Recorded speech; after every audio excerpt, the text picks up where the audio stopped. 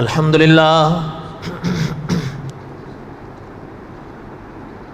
الحمد لله نحمده ونستعينه ونستغفره ونؤمن به ونتوكل عليه ونعوذ بالله من شرور أنفسنا ومن سيئات أعمالنا من يهده الله فلا مضل له ومن يضلله فلا هادي له ونشهد أن لا إله إلا الله وحده لا شريك له ونشهد أن سيدنا وسندنا ومولانا محمدا عبده ورسوله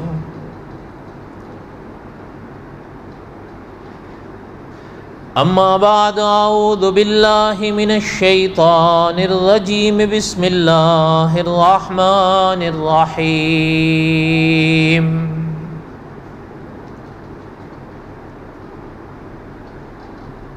نحن نقص عليك أحسن القصص بما أوحينا إليك هذا القرآن وإن كنت من قبله لمن الغافلين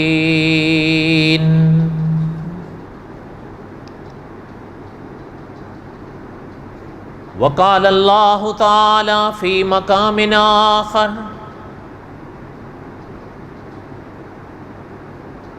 إنا أوحينا إليك كما أوحينا إلى نوح والنبيين من بعده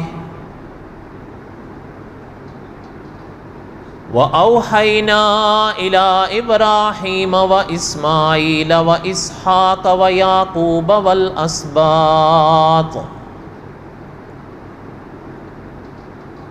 وعيسى وأيوب ويونس وهارون وسليمان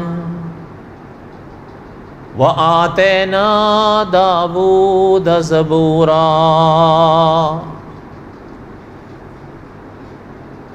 وقال الله تعالى في مقام آخر وَإِذْ أَخَذَ اللَّهُ مِيثَاقَ النَّبِيِّينَ لَمَا آتَيْتُكُم مِّن كِتَابٍ وَحِكْمَةٍ ثُمَّ جَاءَكُمْ رَسُولٌ مُصَدِّقٌ لِّمَا مَعَكُمْ لَتُؤْمِنُنَّ بِهِ وَلَتَنصُرُنَّهُ قال أأقررتم وأخذتم على ذلكم إسري قالوا أقررنا قال فاشهدوا وأنا معكم من الشاهدين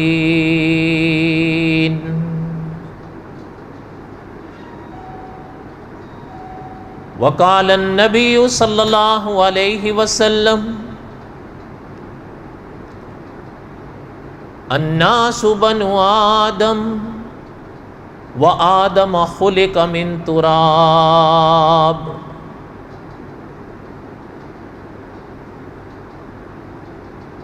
الناس بنو آدم وآدم خلق من تراب وقال النبي صلى الله عليه وسلم من يرد الله به خيرا يفقهه في الدين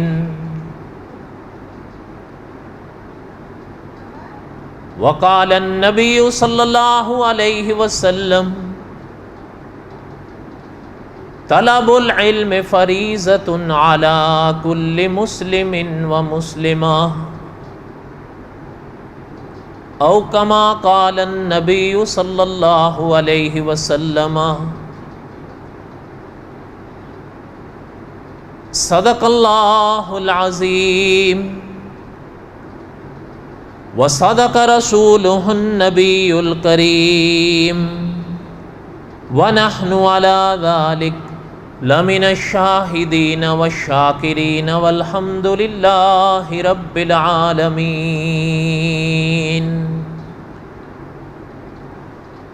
اللهم صل على محمد وعلى آل محمد كما صليت على إبراهيم وعلى آل إبراهيم إنك حميد مجيد. اللهم بارك على محمد وعلى آل محمد كما باركت على إبراهيم وعلى آل إبراهيم إنك حميد مجيد.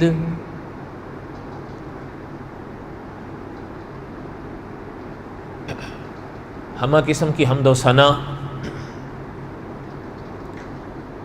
اللہ ذات لم یزل لا یزال کی پاک ذات کے لیے،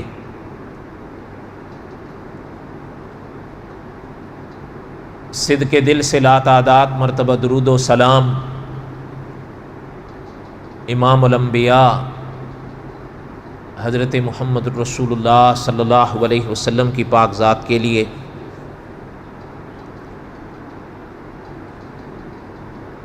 قصص الانبیاء علیہم السلام اور حضرت داؤد علیہ السلام کے واقعات کو میں پڑھ رہا تھا.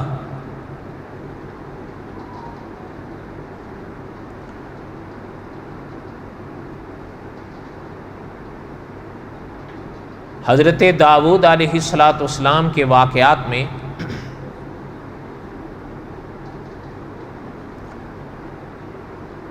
مولانا عبد الرحمن صاحب مظاہری رحمۃ اللہ علیہ نے ایک سرخی قائم فرمائی کتاب زبور کی.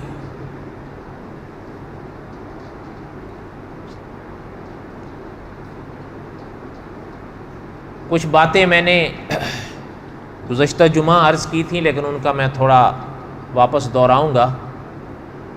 ساری تو اب نہیں دہرائی جا سکتی لیکن بہرحال خلاصہ دہرانا پڑے گا.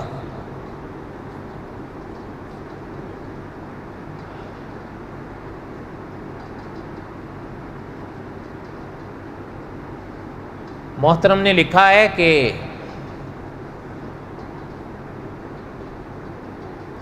حضرت داؤد علیہ السلام کو اللہ تعالیٰ نے کتاب زبور بخشی.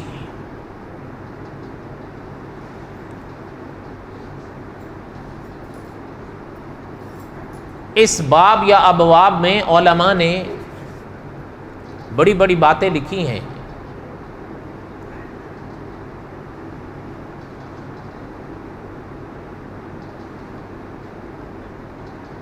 ایک تو یہ علماء نے مسئلہ لکھا ہے، اس کو ابتدا سے ہم پڑھیں کہ علماء لکھتے ہیں کہ اللہ ذوالجلال والاکرام نے ابن آدم کو صراط مستقیم بتانے یا سکھانے کے لیے 2 سلسلے جاری فرمائے. ان کو 2 بڑے عنوانوں سے لکھا اور پڑھا جاتا ہے.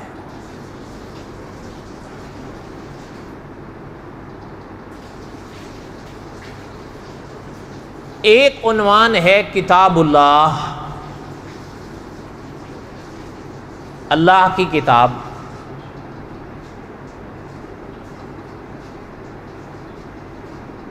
اور دوسرا ہے رجال اللہ، اللہ کے بندے.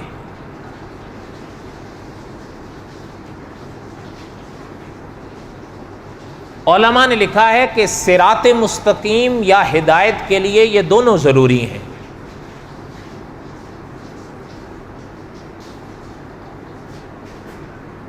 بلکہ مفتی محمد تقی عثمانی صاحب دامت برکاتہم نے تو یہاں تک لکھا ہے کہ تاریخ عالم میں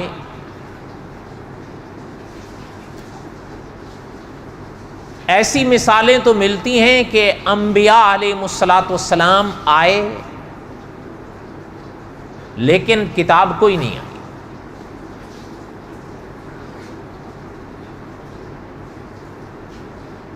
لیکن مفتی تقی صاحب نے لکھا ہے کہ ایسی کوئی مثال نہیں ملتی کہ کتاب آئی ہو اور اللہ کے نبی نہ آئیں، کیونکہ محترم لکھتے ہیں کتاب بغیر استاد کے، بغیر اللہ کے نبی کے سمجھ آتی نہیں، بھلی وہ ہماری اپنی مادری زبان میں ہی کیوں نہ ہو۔ وہ 100% جو اللہ کی مراد ہے تبھی سمجھ میں آئے گی جب اللہ کے نبی سمجھائیں۔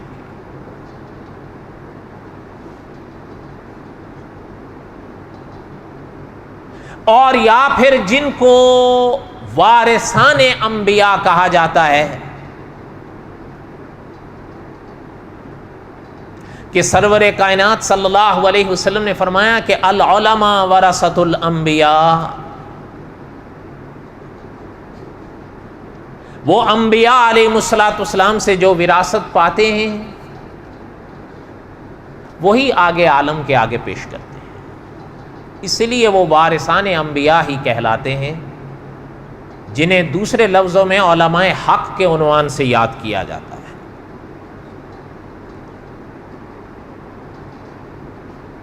اچھا، پھر علماء نے ایک یہ مسئلہ بھی خوب سمجھایا کہ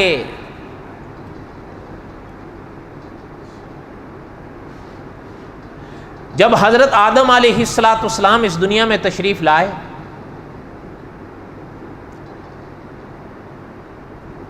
نبوت اور انسانیت کا سلسلہ جب شروع ہوا حضرت سے،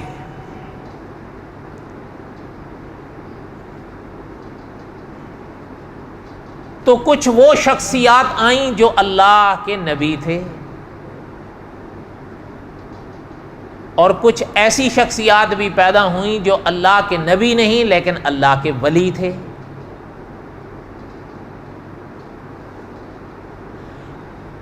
وہ جو انبیاء علیہ السلام کا ورثہ پاتے رہے اس کو انہوں نے آگے عالم کے پیش کیا۔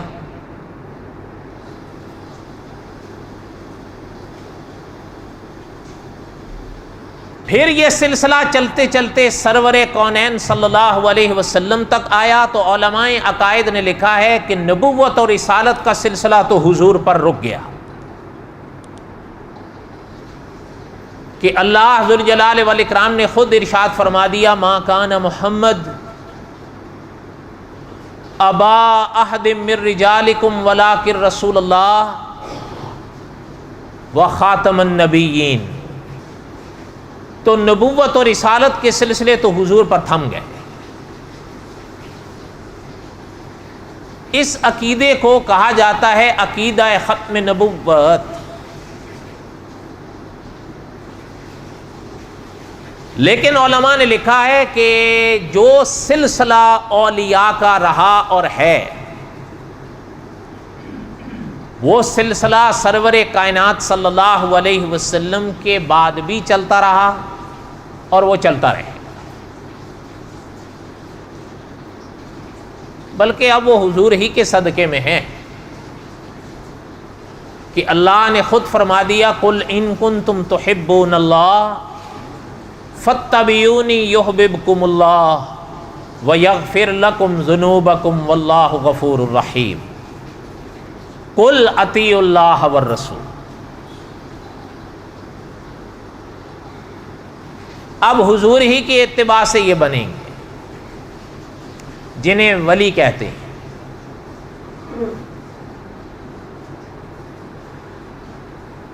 پھر دوسرے پہلو میں علماء نے لکھا کہ جو انسان کی ہدایت کے لیے کتاب اللہ کا سلسلہ اللہ ذوالجلال والاکرام نے جاری فرمایا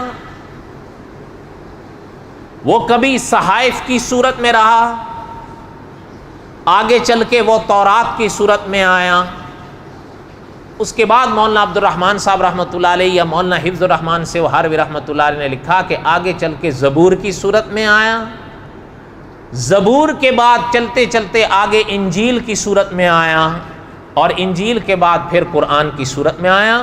اور جس طرح نبوت اور رسالت سرور کائنات صلی اللہ علیہ وسلم پہ ختم ہو گئی، کتاب اللہ کا سلسلہ بھی حضور پر آ کر ختم ہو۔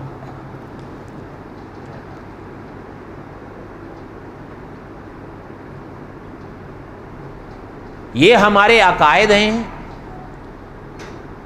جنہیں علماء نے ہمیشہ آپ تحریر کہیں یا آپ تقریر کہیں ان کے ذریعے تازہ رکھا ہے اور ان کو تازہ رکھنا بھی ہے۔ دیکھیں اس وقت تورات ہو، زبور ہو یا انجیل ہو، مولانا رحمت اللہ کیرانوی رحمت اللہ علیہ نے دلائل کے ساتھ اس بات کو بالکل منقح کر دیا ہے کہ جس نام سے یہ جو کتابیں آج پیش کی جاتی یا کرائی جاتی ہیں وہ نہ تورات ہیں، نہ زبور ہیں، نہ انجیل ہیں۔ وہ اپنے وقت سے اپنے وقت تک تھیں، وقت جانے کے ساتھ ساتھ وہ چلی گئی۔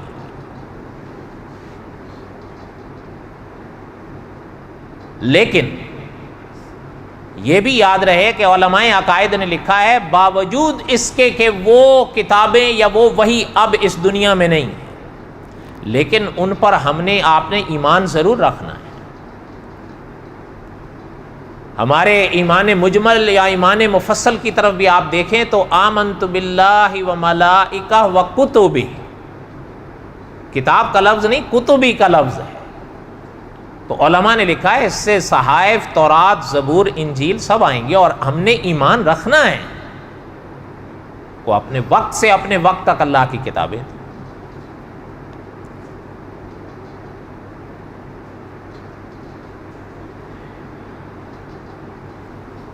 پھر جب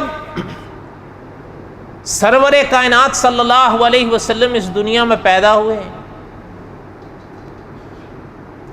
اللہ ذوالجلال والاکرام نے اپنی آخری کتاب قرآن پاک کو حضور کے دل پر نازل فرمایا۔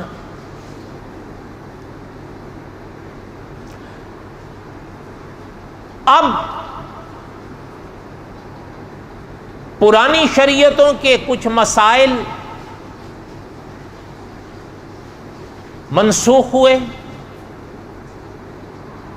اور حضور کی کتاب یا حضور کی شریعت ان کی ناسخ بنی ہے۔ اب عمل اس شریعت پر ہوگا، اس کتاب پر ہوگا، ان پر نہیں ہوگا۔ اس لیے حضرت چنوٹی صاحب رحمۃ اللہ علیہ فرماتے تھے بھلے اب ان کی ہمیں ضرورت نہ بھی ہو پھر بھی ایمان رکھنا ہے۔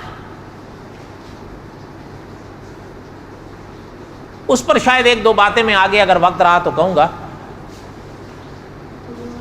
حضرت داؤد علیہ السلام کے اس باب کو سنیں۔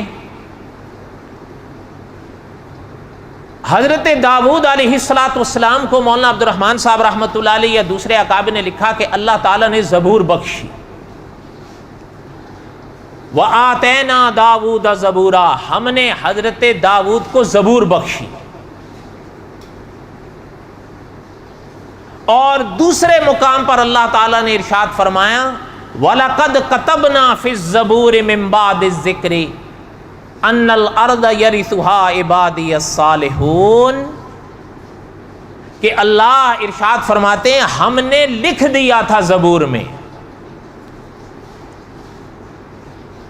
اس باب میں یہ پہلی آیت ہے جو مولانا عبد الرحمن صاحب رحمۃ اللہ علیہ لائے ہیں، اور شان ہے اللہ تعالیٰ کی، شان ہے اللہ کے کلام کی۔ وَلَقَدْ كَتَبْنَا فِي الزَّبُورِ، اللہ نے فرمایا کہ البتہ تحقیق لکھ دیا تھا ہم نے زبور میں، أَنَّ الْأَرْضَ يَرِثُهَا مِن بَعْدِ الذِّكْرِ، ذکر کے بعد، أَنَّ الْأَرْضَ يَرِثُهَا عِبَادِيَ الصَّالِحُونَ، کہ اس زمین کے وارث ہمارے نیک بندے ہوں۔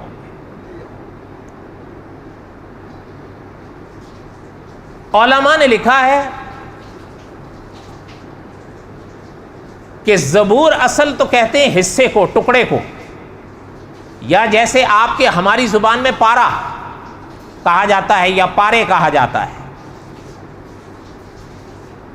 مولانا حفظ الرحمان سیوہاروی رحمۃ اللہ علیہ یا دوسرے اکابر نے لکھا ہے کہ اصل میں بنی اسرائیل میں حضرت موسیٰ کے زمانے میں تورات آئی، ان کے بہت بعد جا کر حضرت داؤد علیہ السلام آئے۔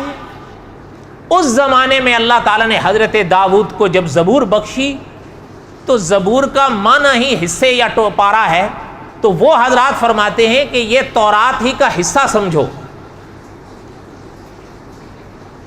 جو حضرت داؤد کو اللہ نے دی۔ اور یہ بھی اکابر نے لکھا ہے کہ بعض مسائل بھی اس میں تھے، لیکن زیادہ تر زبور کا جو حصہ رہا وہ خدا کی توحید، خدا کی تعریف کے حصوں پر رہا، مسائل اس میں کم تھے۔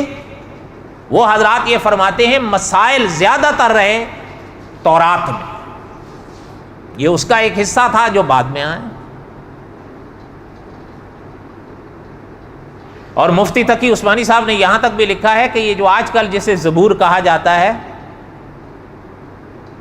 اگر کسی نے بائبل دیکھی ہے تو بائبل میں ایک زبور کے نام سے پورا باب ہے۔ مفتی تقی صاحب نے لکھا ہے یہ اسی کی محرف شکل ہے جسے زبور کہا جاتا تھا۔ بہرحال اللہ تعالیٰ رحم فرمائیں، یہ جو آیت پاک ہے جس میں اللہ تعالیٰ نے زبور کا ذکر فرمایا، ایک تو وہ ہے وَآتَيْنَا دَاوُودَ زَبُورًا کہ ہم نے زبور دی داؤد کو علیہ السلام، ایک تو یہ پتہ چلا۔ دوسری آیت پاک یہ ہے وَلَقَدْ كَتَبْنَا فِي الزَّبُورِ مِن بَعْدِ الذِّكْرِ، تو علماء نے لکھا ہے کہ یہاں اللہ تعالیٰ یہ فرما رہے ہیں کہ ہم نے زبور میں لکھ دیا تھا من بعد الذکر کے ذکر کے بعد۔ اچھا یہاں علماء نے لکھا ہے زبور سے مراد تو وہی زبور ہے جسے زبور ہم اور آپ کہتے ہیں قرآن پاک یا احادیث طیبہ کی روشنی میں۔ البتہ من بعد ذکر سے کیا مراد ہے تو علماء نے کئی اقوال لکھے ہیں، مثلا بعد نے لکھا ہے کہ اس سے مراد لوح محفوظ ہے۔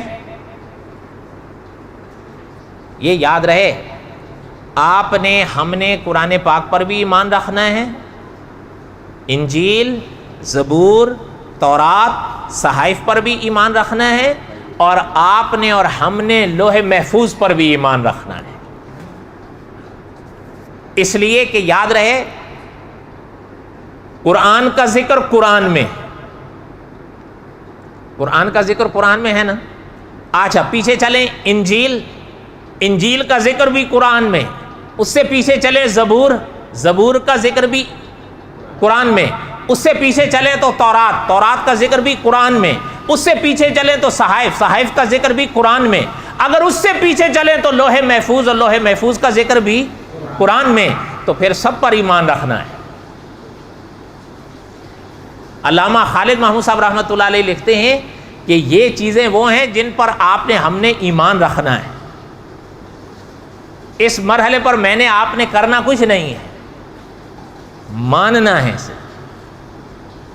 کچھ چیزیں ایسی ہیں نا ماننی ہے، کچھ چیزیں ایسی ہیں ماننے کے ساتھ کرنی بھی ہیں، لیکن یہ وہ باب ہے کہ جو آپ نے ہم نے ماننا ہے۔ لوح محفوظ پر بھی ایمان رکھنا ہے۔ انشاءاللہ لوح محفوظ کا باب آگے آئیں گے اگر اللہ تعالیٰ نے زندگی دی، قصص الانبیاء کے آخر میں انشاءاللہ زندگی رہی تو بہت کچھ آئے گا قصص الانبیاء کے آخر میں اگر زندہ رہے تو۔ ابھی خیر یہ آپ خلاصہ سنتے جائیں تاکہ انسان کا عقیدہ تازہ رہے۔ آقا صلی اللہ علیہ وسلم صحابہ کو ایک تعلیم دیا کرتے تھے، اللہ تعالیٰ بچائیں کبھی کبھی انسان کو وضو کے یا غسل کے یا نماز کے وسوسے پڑ جاتے ہیں نا، انسان پریشان ہونے لگتا ہے۔ مثال کے طور پر کبھی انسان وضو کرتا ہے تو وضو کرتے ہوئے خیال آتا ہے اس کے بعد کہ یار پتہ نہیں کوہنی دھوئی تھی کہیں رہ تو نہیں گئی، پاؤں دھوئے تھے انسان کو خیال آیا یار کہیں انگلیوں کا خلال رہ تو نہیں گیا تھا۔ نماز انسان پڑھتا ہے تو پڑھ دھو رہا ہوتا ہے، خیال آتا ہے یار پتہ نہیں پہلی پڑھ رہا ہوں یا دوسری پڑھ رہا ہوں۔ انسان پڑھ چوتھی رہا ہوتا ہے، شبہ پڑ جاتا ہے یار پتہ نہیں تیسری پڑھ رہا ہوں کہ چوتھی پڑھ رہا ہوں۔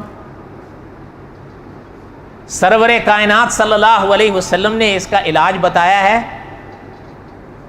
اور مفتی ساجد قریشی صاحب فرمایا کرتے تھے کہ جو اس بات کا علاج آمنہ کے لال صلی اللہ علیہ وسلم نے تجویز فرمایا اس کے سوا اس کا کوئی دوسرا علاج ہے بھی نہیں۔ محترم فرماتے تھے کہ آقا صلی اللہ علیہ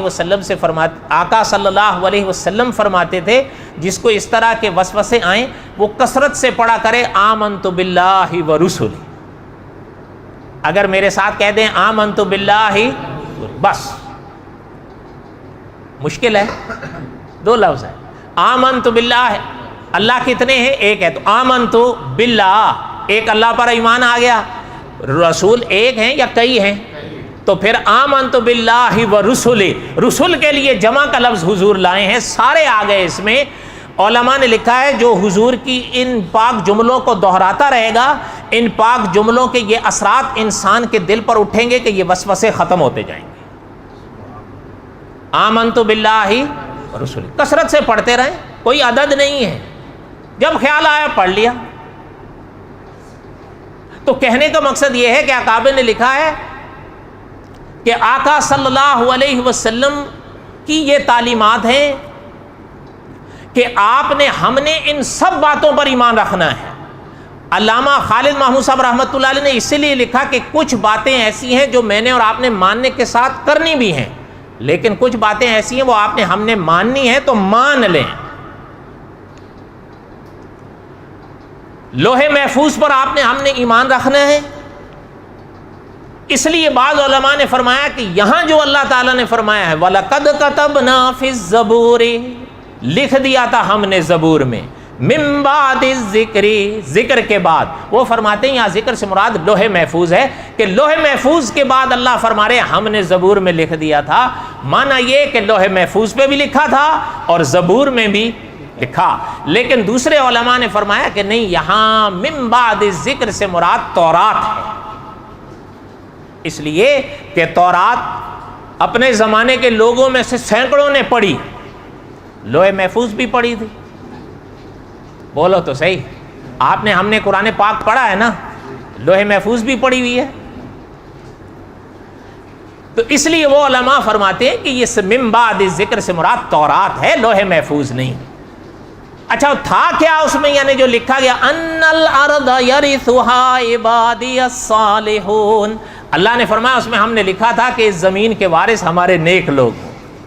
اچھا اب اس میں ابحاث ہیں کہ جیسے پہلے آیا نا زبور سے تو مراد ہو گئی زبور، ذکر سے مراد لوح محفوظ یا تورات، اور یہاں جو ارض کا لفظ آیا، ارض زمین کو کہتے ہیں، تو کون سی زمین مراد ہے؟ یہ زمین مراد ہے یا جنت کی زمین مراد ہے؟ مفتی تقی عثمانی صاحب ہیں نا، بولو تو صحیح. دعا کریں اللہ تعالیٰ ان کو لمبی زندگی دیں. مفتی تقی عثمانی صاحب نے لکھا ہے،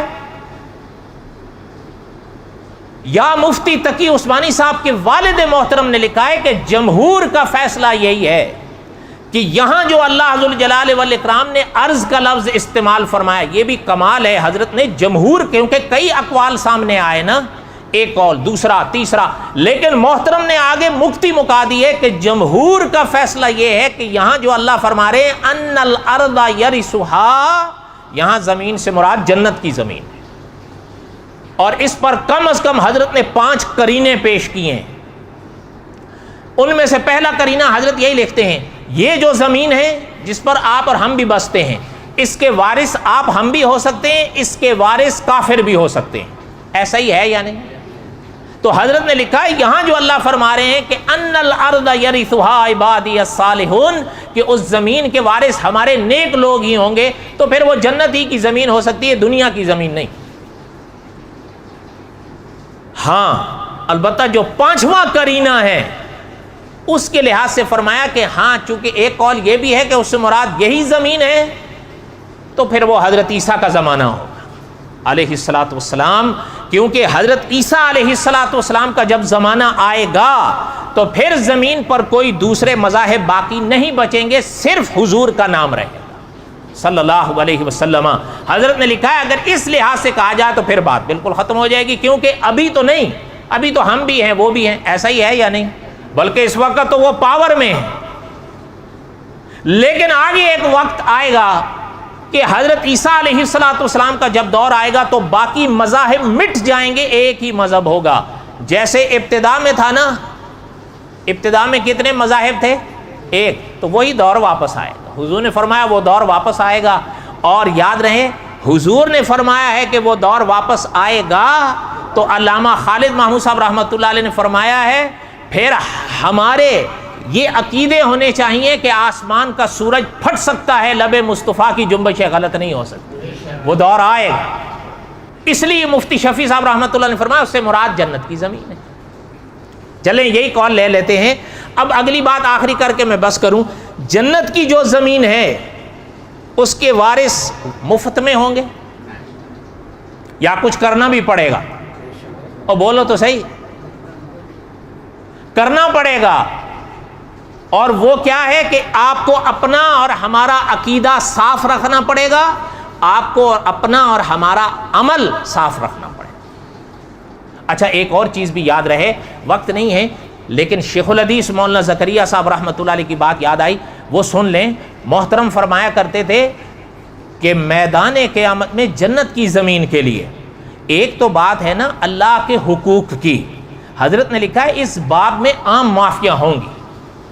اس کا معنی یہ نہیں ہے کہ نماز پڑھنی چھوڑ دو، یاد رہے، حضرت نے لکھا ہے عام معافیاں ہوں گی، لیکن آگے حضرت نے لکھا ہے کہ دو عدالتیں ایسی ہیں وہاں معافی کا سوال پیدا نہیں ہوتا۔ حضرت بھائی وہ دو کون سی عدالتیں ہیں؟ محترم نے لکھا ہے ایک عدالت ہے عقیدے کے باب کی کہ اللہ نہ کرے اگر عقیدے میں کسی کے جھول ہوا تو وہاں پر بخشش کا سوال ہی پیدا نہیں ہوتا، اور دوسری عدالت ہے حقوق العباد کی کہ کسی بھی اللہ کے بندے کا حق اپنے ذمے نہیں لینا۔ اچھا آگے سوال پیدا ہوتا ہے بھائی بندوں سے مراد آپ اور ہم ہیں یا یہ بھی ہیں؟ علماء نے لکھا ہے دونوں ہیں، نہ ان اپنوں کے حق رکھو نہ ان کے حق رکھو۔ تو بہرحال اللہ تعالیٰ سمجھ نصیب فرمائیں، یہ چیز یاد رہے۔ وَلَقَدْ كَتَبْنَا فِي الزَّبُورِ مِن بَعْدِ الذِّكْرِ أَنَّ الْأَرْضَ يَرِثُهَا عِبَادِيَ الصَّالِحُونَ ان فی ھذا لبلاغا لقوم عابدین وما ارسلناک الا رحمتا للعالمین قل انما، آگے پھر وہی مسئلہ آ رہا ہے، قل انما یوحی الی انما الہکم الہ واحد فہل انتم مسلمون۔ اب بھی مسلمان ہوتے ہو؟ کہو الحمدللہ۔ بقیہ تک قصہ 2 ہفتے بعد۔ وما علینا الا البلاغ المبین سنت ہے۔